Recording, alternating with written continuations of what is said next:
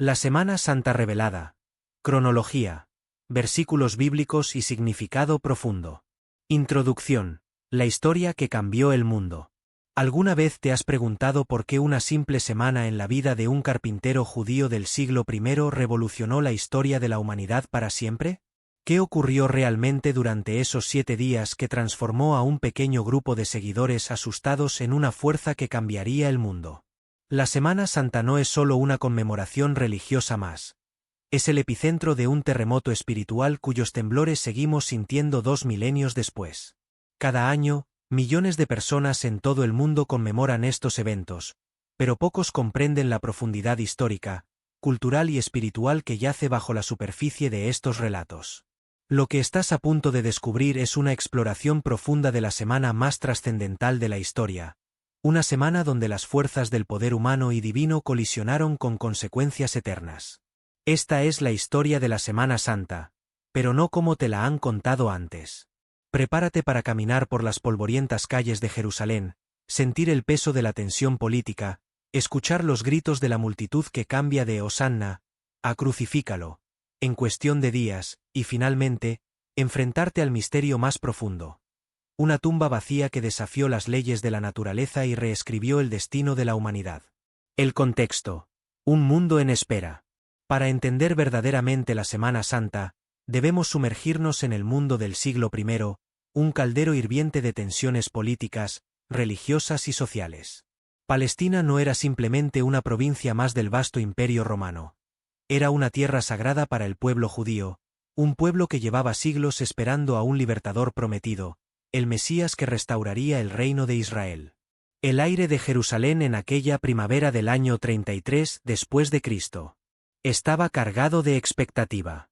Las calles bullían con peregrinos llegados de todas partes para celebrar la Pascua, conmemorando la liberación del pueblo judío de la esclavitud en Egipto. Pero bajo esta celebración festiva latía un descontento palpable. Los romanos, con sus estandartes y sus soldados, eran un recordatorio constante de que Israel seguía bajo el yugo de un imperio extranjero. En aquellos días se promulgó un edicto de César Augusto, que ordenaba hacer un censo de todo el mundo habitado. Nos recuerda Lucas capítulo 2, versículos 1 y 2. Este control imperial no era solo político sino también económico. Los impuestos asfixiaban a la población, y el templo, centro de la vida religiosa judía, se había convertido en un negocio lucrativo para los sacerdotes y los cambistas, distanciándose cada vez más de su propósito sagrado original. En este contexto, los diferentes grupos religiosos judíos mantenían posturas distintas. Los fariseos, celosos guardines de la ley, buscaban la pureza ritual como camino a la liberación. Los saduceos, la élite aristocrática, colaboraban con Roma para mantener sus privilegios. Los celotes abogaban por la resistencia armada. Y los esenios se habían retirado al desierto, esperando la intervención divina mientras estudiaban las Escrituras. ¿Y qué hay de Jesús de Nazaret? Durante 3 años, este rabino itinerante había recorrido Galilea y Judea realizando milagros, enseñando con una autoridad que desafiaba a los líderes establecidos y proclamando la llegada del reino de Dios. Sus seguidores veían en él al Mesías prometido, pero su idea de liberación parecía diferente a la esperada. No hablaba de derrocar a Roma mediante la fuerza, sino de un reino que no es de este mundo, como más tarde diría a Poncio Pilato según Juan capítulo 18, versículo 36. Mientras Jesús se acercaba a Jerusalén aquella primavera, la atmósfera era como el aire antes de una tormenta. Sus discípulos, embriagados de esperanza, soñaban con tronos y poder. Los líderes religiosos, alarmados por su creciente influencia, tramaban cómo silenciarlo. Y las autoridades romanas observaban con recelo cualquier movimiento que pudiera desestabilizar una región ya de por sí volátil. Lo que nadie sospechaba es que los eventos que estaban a punto de desarrollarse superarían con creces las expectativas y temores de todos. La historia que estaba a punto de escribirse no sería simplemente la de un profeta más enfrentándose al poder establecido, sino el capítulo central de una narrativa cósmica que, según la fe cristiana, reconciliaría a la humanidad con su Creador. Domingo de Ramos. El Rey humilde. El sol comenzaba a calentar las laderas del Monte de los Olivos cuando Jesús envió a 2 de sus discípulos a la aldea de Betfagé para buscar un asno. Ide a la aldea que está enfrente, y luego encontraréis una asna atada, y un pollino con ella, desatadla, y traédmelos, ordenó Jesús según relata Mateo capítulo 21, versículos 2 y 3. Este simple acto estaba cargado de significado profético. Siglos antes, el profeta Zacarías había escrito: Alégrate mucho, hija de Sión, da voces de júbilo, hija de Jerusalén. He aquí tu rey vendrá a ti, justo y salvador, humilde, y cabalgando sobre un asno, sobre un pollino hijo de asna, como leemos en Zacarías capítulo 9, versículo 9. Jesús estaba declarando deliberadamente su identidad mesiánica, pero de una manera que desafiaba las expectativas populares. Mientras Jesús descendía por la ladera del Monte de los Olivos montado en aquel humilde animal, una multitud comenzó a formarse. Los peregrinos, muchos de los cuales habían oído hablar de sus milagros o incluso presenciado la resurrección de Lázaro días antes, comenzaron a cortar ramas de palma y a extender sus mantos sobre el camino. Imagina la escena: el polvo elevándose bajo los cascos del asno, el aroma fresco de las palmas recién cortadas, los colores vivos de las túnicas extendidas sobre el camino polvoriento, y sobre todo, el clamor creciente de la multitud: «Hosanna al Hijo de David! Bendito el que viene en el nombre del Señor. Hosanna en las alturas». Hosanna, una palabra hebrea que originalmente significaba «salva ahora», se había convertido en una exclamación de alabanza. La multitud aclamaba a Jesús como el heredero del trono de David, como el libertador esperado. ¿Pero entendían realmente quién era y qué había venido a hacer? Este contraste es fundamental para entender el Domingo de Ramos. La multitud espera un rey conquistador, pero Jesús entra como un rey humilde, montado no en un caballo de guerra sino en un asno, símbolo de paz. No viene con un ejército para derrocar a Roma, sino solo para conquistar corazones. Mientras la procesión entraba en Jerusalén, toda la ciudad se conmovió, diciendo: ¿Quién es este?, nos cuenta Mateo capítulo 21, versículo 10. Las autoridades religiosas observaban con alarma creciente. Mirad, se decían unos a otros, el mundo se va tras él, como leemos en Juan capítulo 12, versículo 19. Para ellos, este Galileo representaba una amenaza directa a su poder, un desafío a su interpretación de las Escrituras, y potencialmente, un catalizador para una intervención romana más severa. Lo que hace fascinante este momento es la ironía que lo atraviesa. Muchos de los que gritaban «Hosanna» ese domingo, clamarían «Crucifícalo» apenas 5 días después. El mismo pueblo que lo recibió como rey pronto lo rechazaría. Como profetizó Isaías siglos antes: despreciado y desechado entre los hombres, varón de dolores, experimentado en quebranto, según Isaías capítulo 53, versículo 3. Al anochecer, después de observar detenidamente lo que ocurría en el templo, Jesús regresó a Betania, un pequeño pueblo a las afueras de Jerusalén donde residían sus amigos Lázaro, Marta y María. Mientras las estrellas aparecían sobre los olivares, ¿qué pensamientos ocuparían su mente? Él sabía perfectamente lo que le esperaba en los próximos días. El camino de Palmas conduciría inevitablemente al camino de la cruz. La purificación del templo, confrontando la corrupción religiosa. El lunes de la Semana Santa, Jesús regresó a Jerusalén. El templo, corazón espiritual del judaísmo, debería haber sido un lugar de oración y encuentro con Dios. Sin embargo, lo que Jesús encontró fue muy diferente. Un bullicioso mercado donde se vendían animales para sacrificios a precios inflados y cambistas que cobraban comisiones exorbitantes por convertir monedas romanas en la moneda del templo. El aire estaba cargado con el hedor de los animales, el tintineo de las monedas y el clamor de los comerciantes promocionando sus mercancías. Todo esto ocurría en el atrio de los gentiles, el único lugar donde los no judíos podían acercarse a adorar al Dios de Israel. La casa de oración para todas las naciones se había convertido en una cueva de ladrones. Lo que sucedió a continuación ha quedado grabado en la historia como uno de los actos más audaces de Jesús.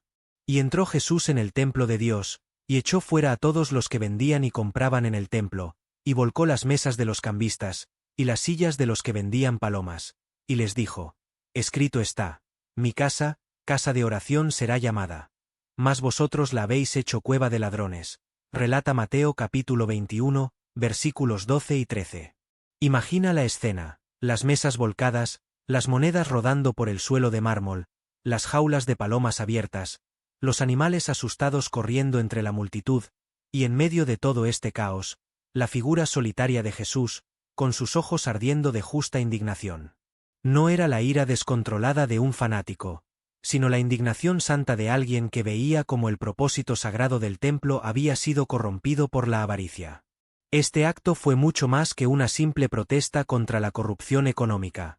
Fue una declaración profética. Al purificar el templo, Jesús estaba cumpliendo la profecía de Malaquías, y vendrá súbitamente a su templo el Señor a quien vosotros buscáis, como leemos en Malaquías capítulo 3. Versículo 1. Estaba reclamando la autoridad divina sobre el templo, desafiando directamente el poder del establecimiento religioso. Para los líderes religiosos, este acto fue la gota que colmó el vaso. Y los principales sacerdotes y los escribas oían esto, y buscaban cómo matarle. Porque le tenían miedo, por cuanto todo el pueblo estaba admirado de su doctrina, nos dice Marcos capítulo 11, versículo 18. La confrontación ahora era inevitable. Lo más provocador de este episodio fue quizás lo que ocurrió después, y vinieron a él en el templo ciegos y cojos, y los sanó, según Mateo capítulo 21, versículo 14. El templo, purificado de la corrupción comercial, se convirtió momentáneamente en lo que siempre debió ser. Un lugar donde los quebrantados encontraban sanidad, donde los marginados experimentaban la gracia de Dios. Este contraste es revelador. Mientras los líderes religiosos habían convertido el templo en un negocio lucrativo que excluía a los más vulnerables, Jesús lo transformó en un espacio de sanidad y restauración.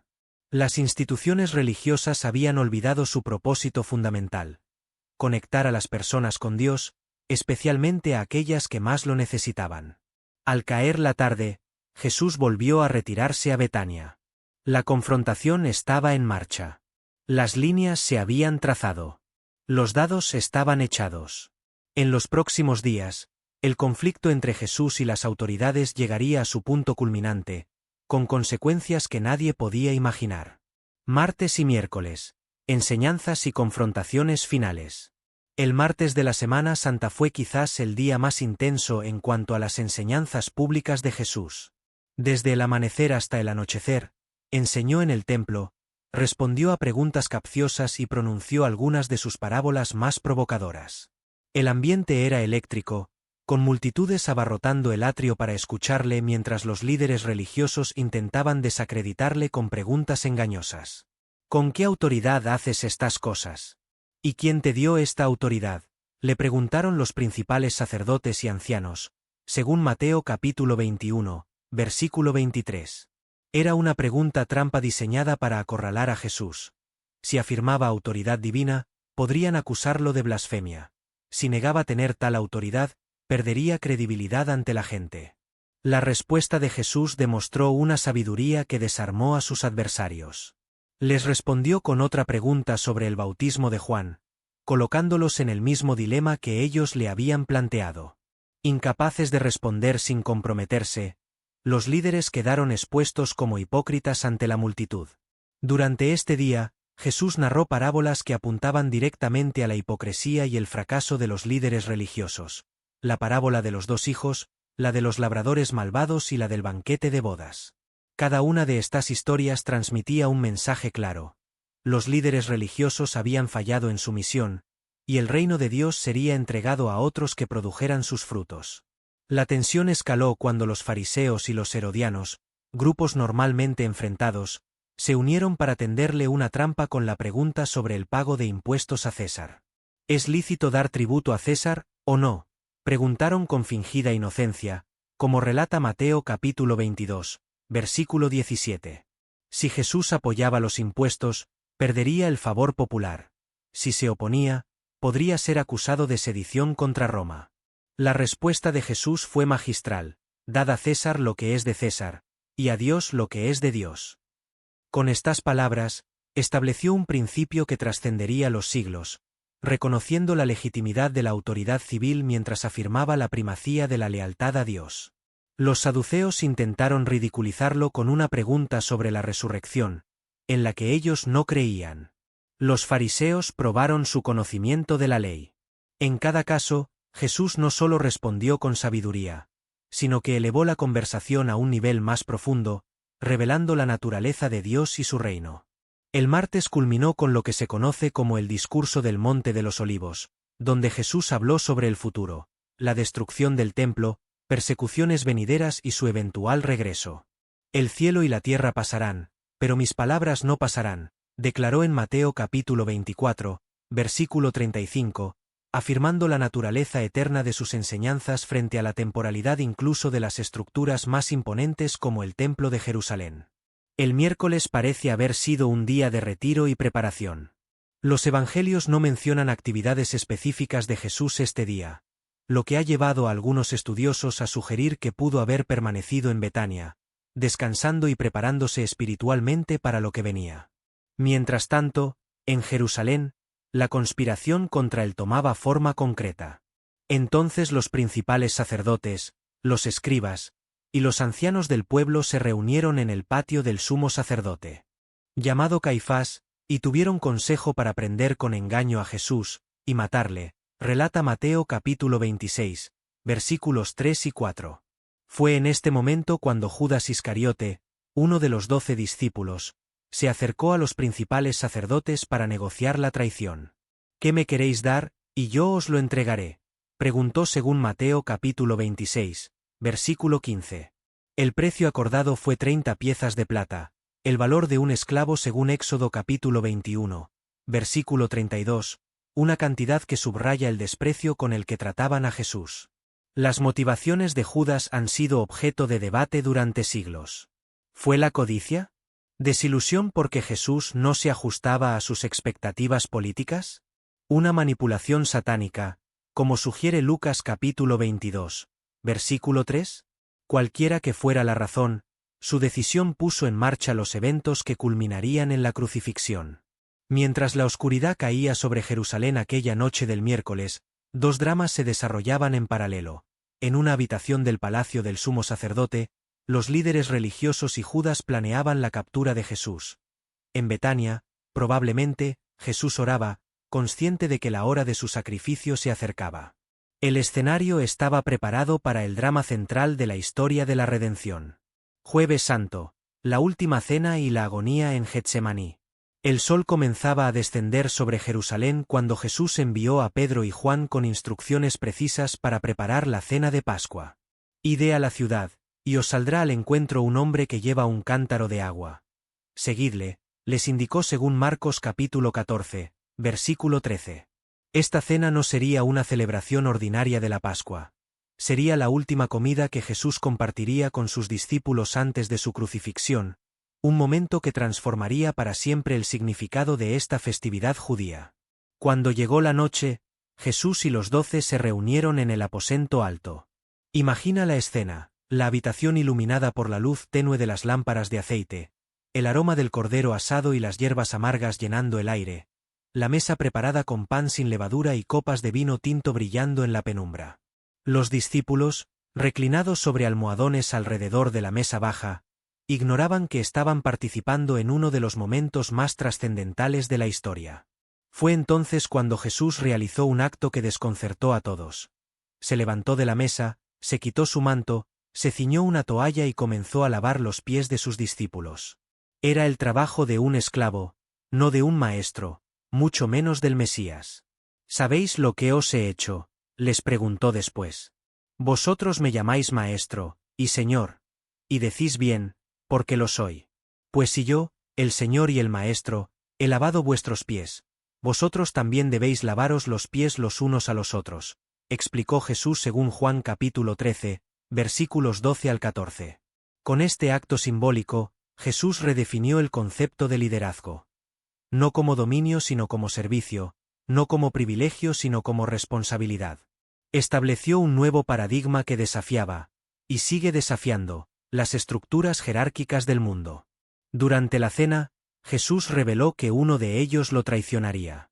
De cierto os digo, que uno de vosotros me va a entregar, anunció, provocando conmoción entre los discípulos.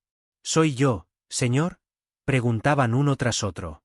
Cuando Juan le preguntó discretamente quién sería, Jesús respondió: es aquel a quien yo diere el pan mojado, y dio el pan a Judas, según relata Juan capítulo 13, versículo 26.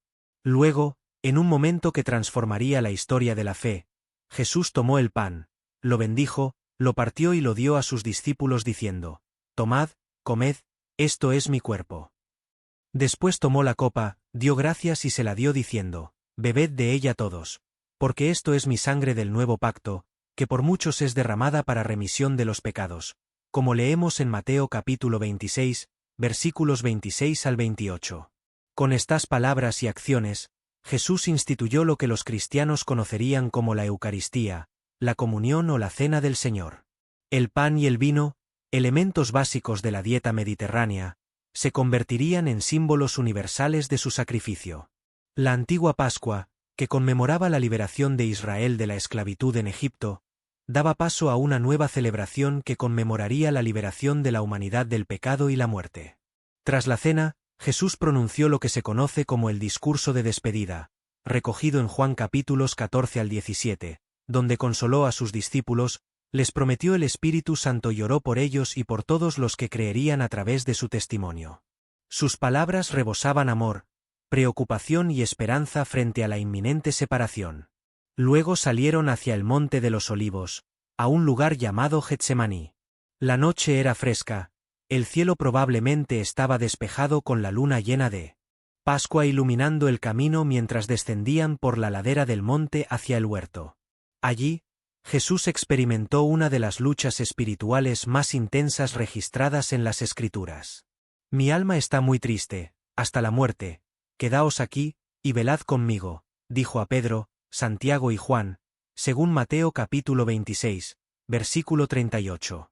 Alejándose un poco, cayó sobre su rostro y oró: Padre mío, si es posible, pase de mí esta copa. Pero no sea como yo quiero, sino como tú. ¿Qué contenía esta copa que causaba tal agonía? No era simplemente el temor al dolor físico o la muerte. Era el prospecto de cargar con el pecado del mundo, de experimentar la separación del Padre, de beber la copa del juicio divino. Lucas, que era médico, describe que su sudor era como grandes gotas de sangre, una condición médica rara llamada hematidrosis, causada por estrés extremo. Mientras oraba, sus discípulos dormían, incapaces de comprender la magnitud del momento.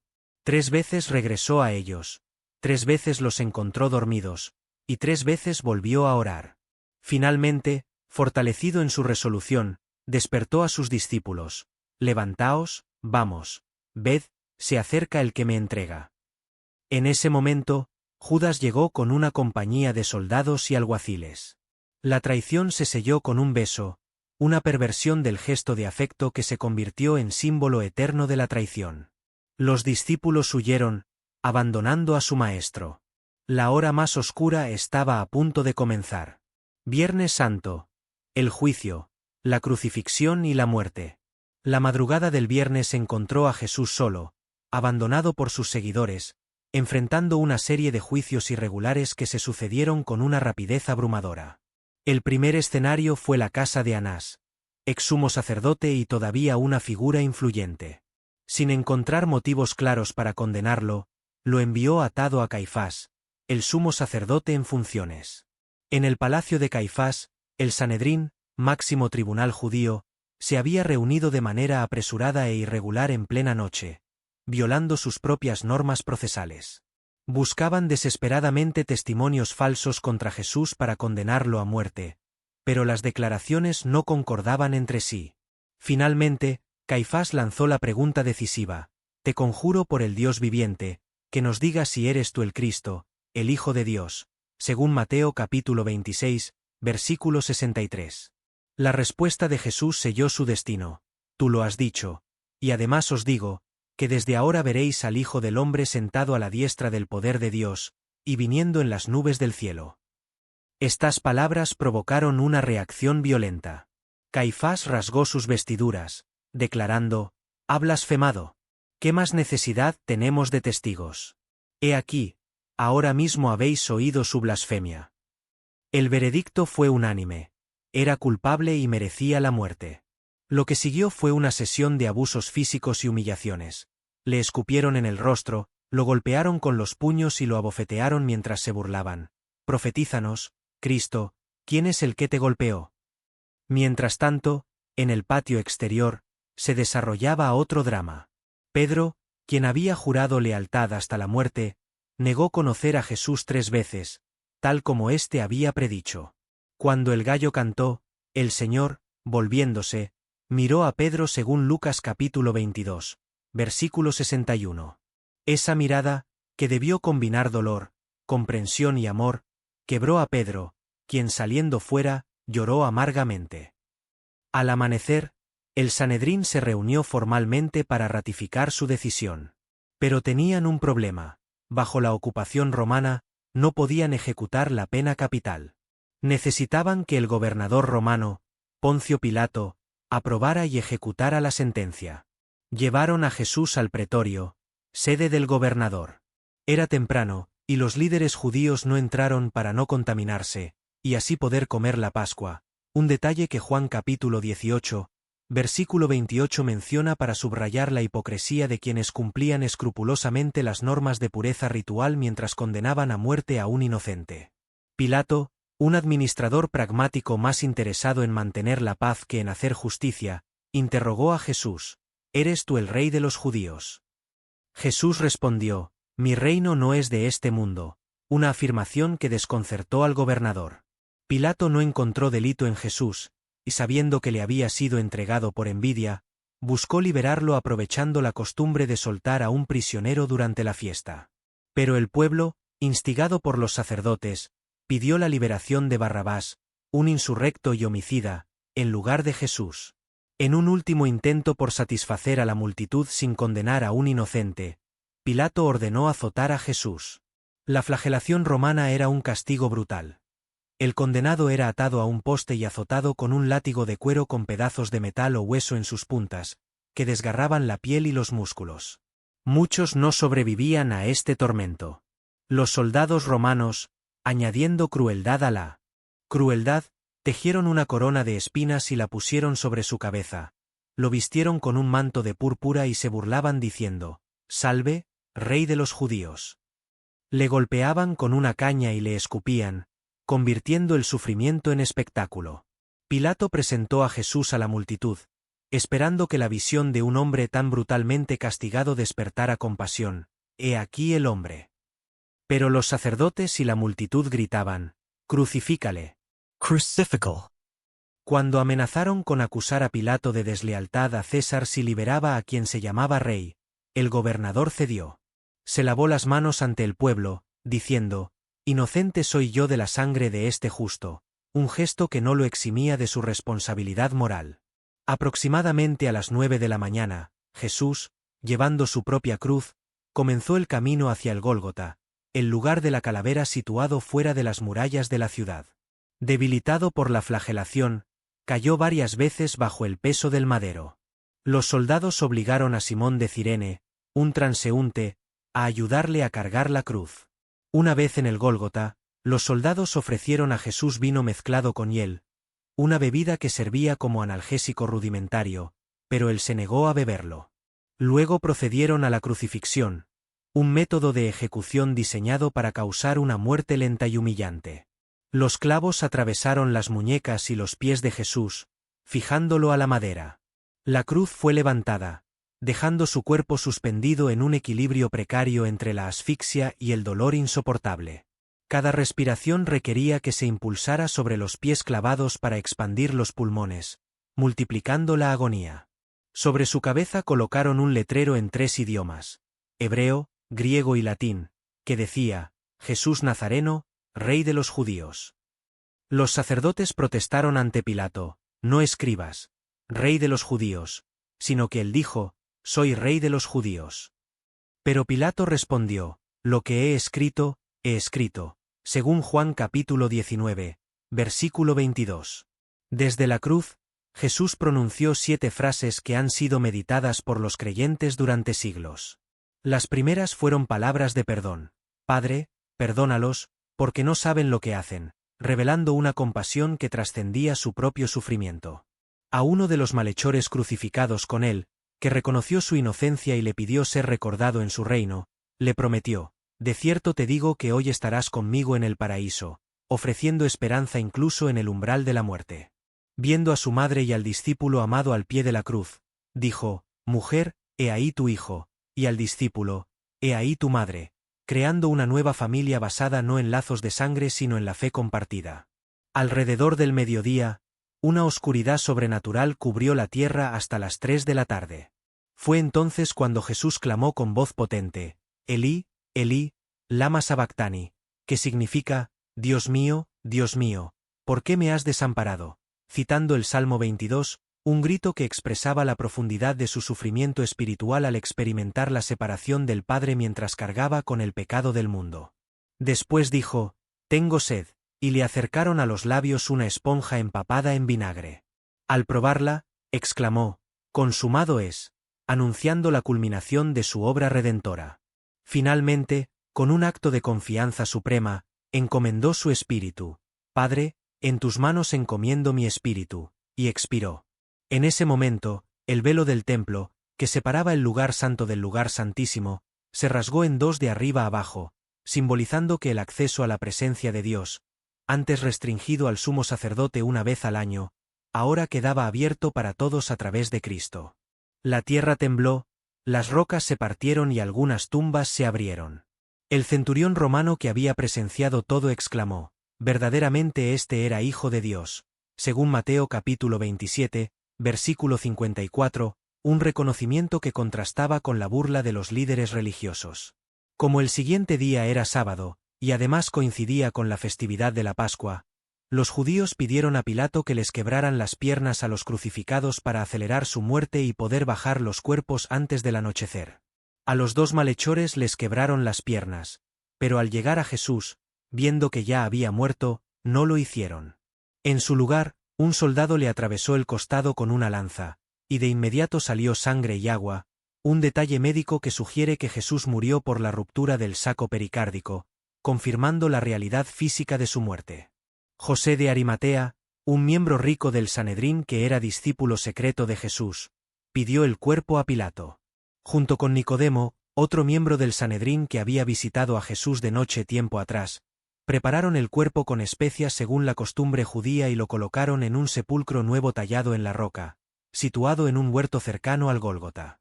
Rodaron una gran piedra para sellar la entrada y se retiraron.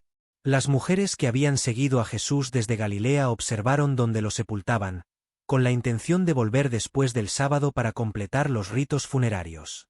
Mientras tanto, recordando las predicciones de Jesús sobre su resurrección, los principales sacerdotes y fariseos solicitaron a Pilato que asegurara el sepulcro con guardias, temiendo que los discípulos robaran el cuerpo y alegaran que había resucitado. El día terminaba. Jesús yacía en la tumba. Sus seguidores, dispersos y desmoralizados, se ocultaban por miedo a correr la misma suerte. Las esperanzas que habían depositado en él parecían enterradas junto con su cuerpo. Nadie podía imaginar lo que sucedería al tercer día. Sábado Santo. El silencio de la tumba. El sábado de la Semana Santa es quizás el día menos documentado en los relatos evangélicos, pero no por ello menos significativo. Mientras el cuerpo de Jesús yacía en la tumba sellada, un silencio profundo se cierne sobre la narrativa bíblica. Este silencio no es un vacío. Está cargado de significado teológico y emocional. Para los discípulos, fue un día de confusión, miedo y desesperanza. Se habían ocultado por miedo a los judíos, como menciona Juan capítulo 20, versículo 19. Sus esperanzas estaban hechas añicos. El hombre en quien habían depositado todas sus expectativas, a quien habían seguido dejando atrás profesiones y familias, ahora yacía muerto en un sepulcro. ¿Habían malgastado los últimos 3 años de sus vidas siguiendo a un falso Mesías? Imaginemos las conversaciones susurradas en aquel escondite.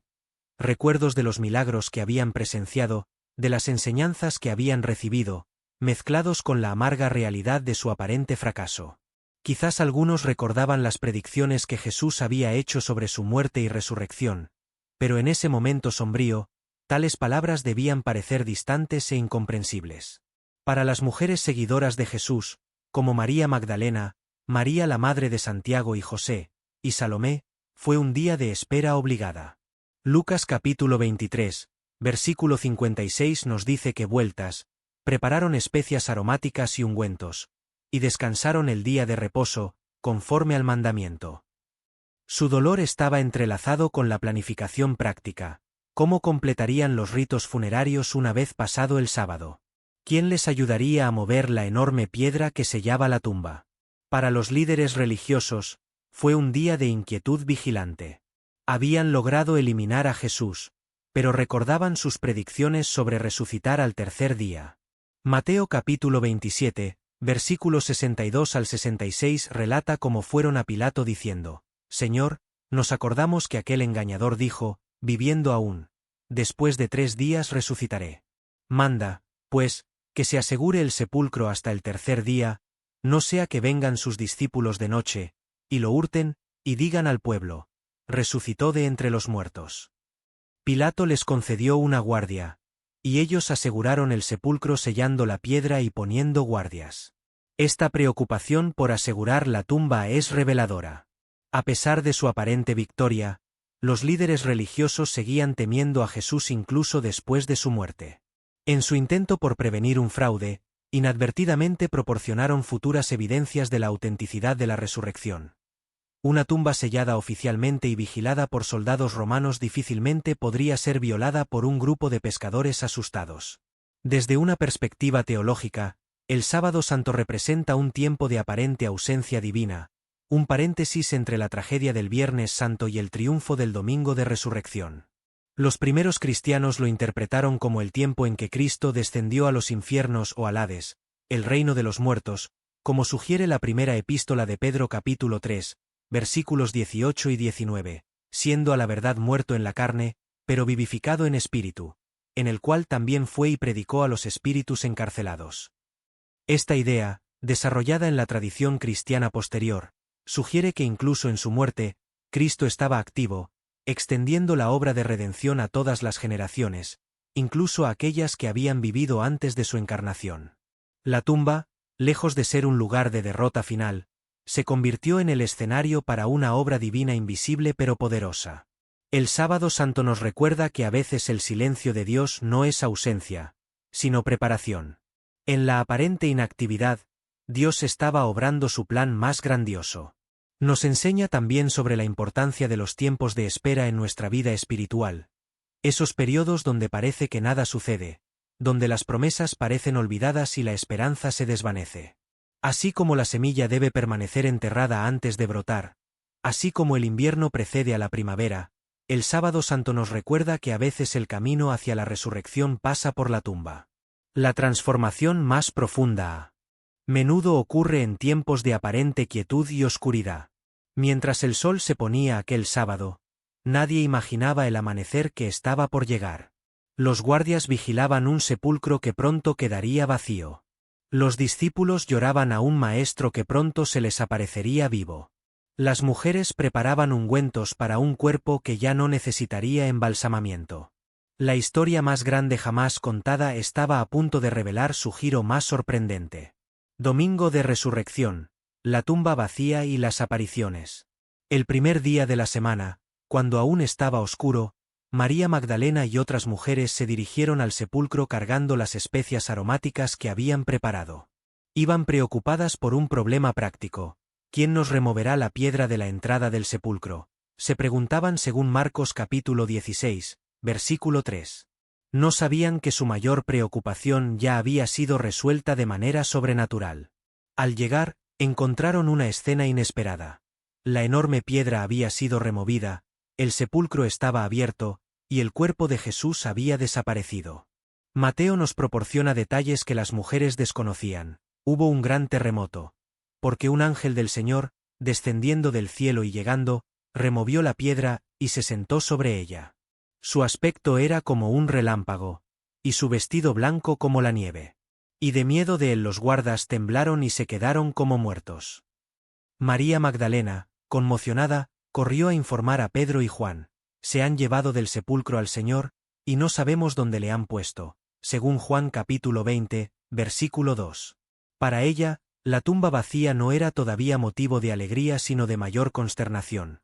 Pensaba que el cuerpo había sido robado o trasladado. Pedro y Juan corrieron al sepulcro. Juan, más joven, llegó primero, pero se detuvo a la entrada. Pedro, siempre impulsivo, entró directamente. Lo que vieron los dejó perplejos.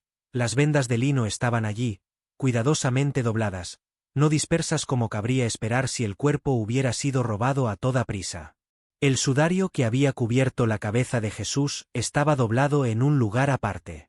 ¿Qué clase de ladrón de tumbas se tomaría el tiempo de doblar ordenadamente los lienzos funerarios?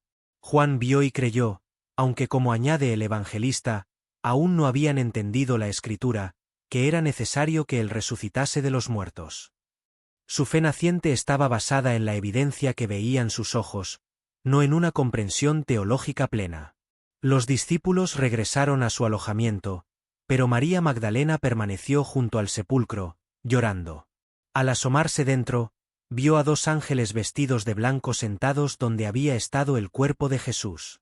«Mujer, ¿por qué lloras?», le preguntaron. «Porque se han llevado a mi Señor, y no sé dónde le han puesto», respondió ella. Al volverse, vio a un hombre que le repitió la misma pregunta.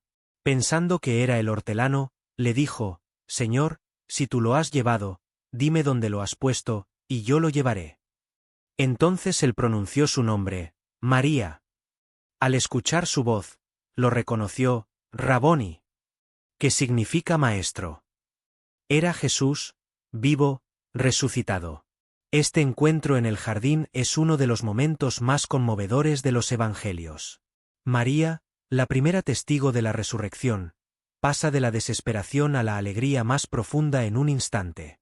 Jesús le encarga: «Ve a mis hermanos, y diles: subo a mi Padre y a vuestro Padre, a mi Dios y a vuestro Dios». La mujer de quien habían sido expulsados 7 demonios se convierte ahora en la primera evangelista de la resurrección. A lo largo de ese día y en las semanas siguientes, Jesús se apareció a diferentes personas en diversas circunstancias. Se apareció a las otras mujeres que regresaban del sepulcro, a 2 discípulos en el camino a Emaús, quienes solo lo reconocieron al partir el pan, a Pedro individualmente, y esa misma noche, a los discípulos reunidos a puertas cerradas por miedo a los judíos. En esta aparición, les mostró las manos y el costado, las marcas de su crucifixión, para demostrar que era realmente él, no un fantasma o una alucinación. «Paz a vosotros», les dijo, palabras que adquirían un significado completamente nuevo en boca del resucitado.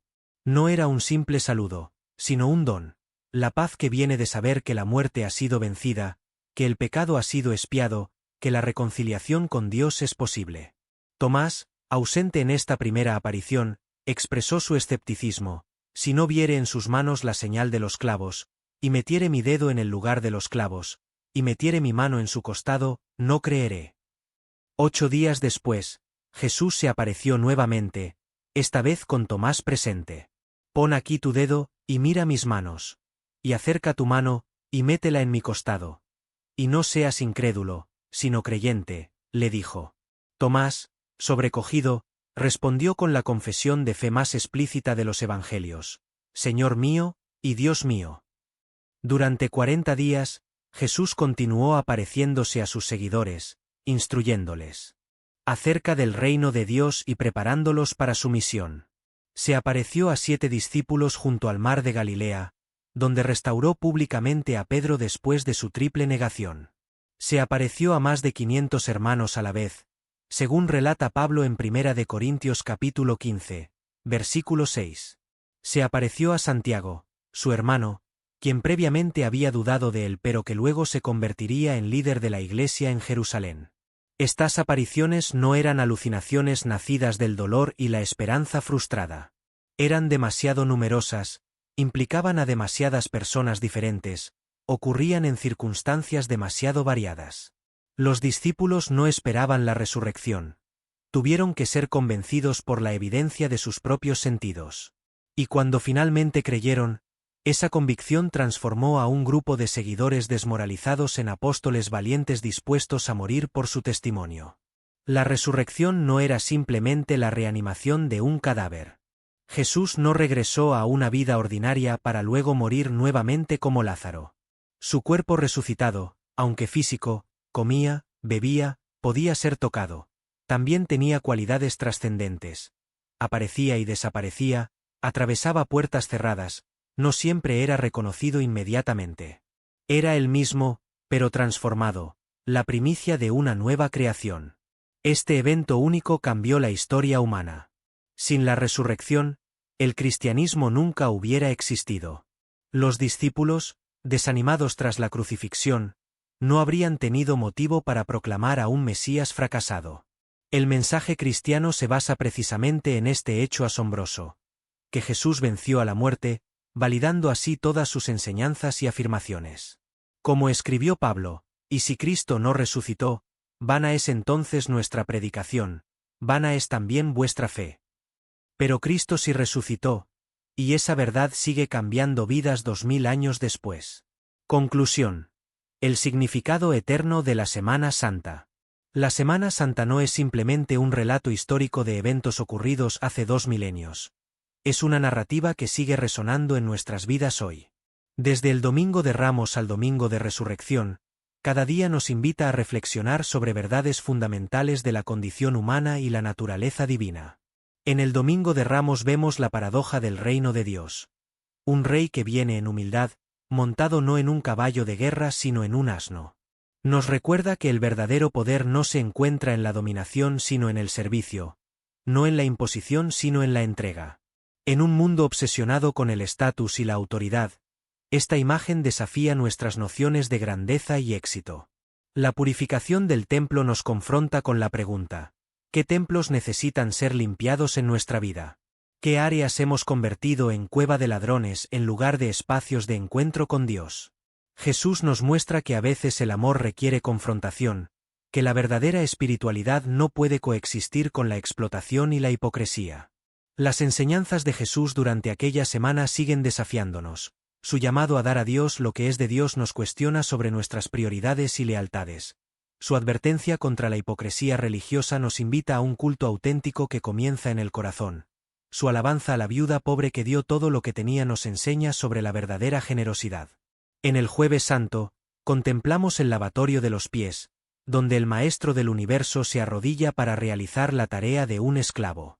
Este acto revolucionario redefine el liderazgo como servicio y el amor como acción concreta. En la institución de la Eucaristía, vemos a Dios haciéndose pan partido y vino derramado, invitándonos no solo a recibir sino a convertirnos también nosotros en alimento para un mundo hambriento. El Viernes Santo nos confronta con el misterio del sufrimiento. En la cruz, Dios no permanece distante de nuestro dolor.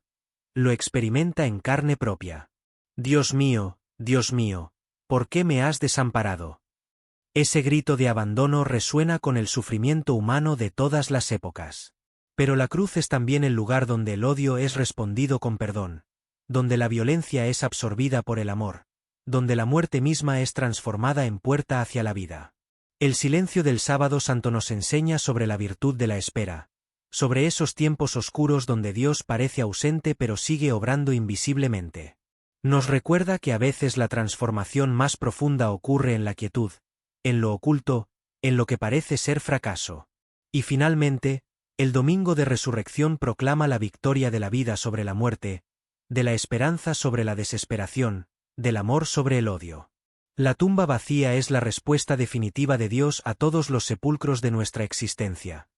El sepulcro del pecado, del sufrimiento, de la injusticia, de la muerte misma. La resurrección no solo afirma que hay vida después de la muerte, sino que la vida puede triunfar sobre todas las fuerzas de muerte que operan aquí y ahora. De esta narrativa podemos extraer 3 lecciones fundamentales para nuestra vida. Primera lección: el poder transformador de la vulnerabilidad. Jesús cambió el mundo no a través de la fuerza sino a través de la vulnerabilidad voluntaria. La verdadera fortaleza se encuentra a menudo en la disposición a ser vulnerable por amor. Segunda lección: la paradoja de la cruz.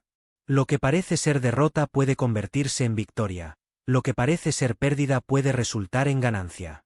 La cruz nos enseña a ver más allá de las apariencias y a confiar en el misterioso poder redentor de Dios que obra incluso a través del sufrimiento. Tercera lección: la esperanza como actitud vital. La resurrección nos invita a vivir como personas de esperanza, no porque negamos la realidad del mal y el sufrimiento, sino porque creemos que la última palabra la tiene la vida, no la muerte. Y esto nos lleva a 3 preguntas que vale la pena reflexionar. ¿Cómo podría cambiar tu vida si, como Jesús, abrazaras la vulnerabilidad como camino hacia una auténtica conexión con otros? ¿Qué cruces en tu vida, pérdidas, fracasos, sufrimientos, podrían convertirse en puntos de transformación si las vieras a través del lente de la Semana Santa? ¿Cómo vivirías diferente si realmente creyeras, en lo más profundo de tu ser, que la resurrección no es solo un evento histórico sino una realidad que puede manifestarse en tu vida hoy? La Semana Santa es, en última instancia, una invitación. Una invitación a caminar con Jesús desde la aclamación hasta la crucifixión, y desde la tumba hasta la gloria de la resurrección. Una invitación a dejar que esta historia se convierta en nuestra historia, a permitir que este drama divino humano transforme nuestra propia narrativa. Te invitamos a permitir que la Semana Santa sea más que una conmemoración anual, que se convierta en un paradigma para entender tu propia vida, con sus hosannas y sus crucifixiones, sus Viernes Santos y sus Domingos de Resurrección. En próximos vídeos, exploraremos más a fondo el impacto de estos eventos en la historia humana y en la vida espiritual. Examinaremos cómo las primeras comunidades cristianas entendieron e interpretaron la muerte y resurrección de Jesús, y cómo estos eventos siguen modelando la fe y la práctica cristiana después de 2 milenios. Muchísimas gracias por acompañarnos en este viaje por la Semana Santa. Te invitamos a compartir en los comentarios qué aspecto de esta narrativa resuena más profundamente contigo. ¿Qué nueva comprensión has obtenido sobre estos eventos fundamentales? No olvides suscribirte a nuestro canal Secretos de la Biblia para seguir descubriendo las profundidades de los relatos bíblicos y su relevancia para nuestra vida hoy. Que la paz y la esperanza de la resurrección te acompañen siempre. Hasta nuestro próximo encuentro.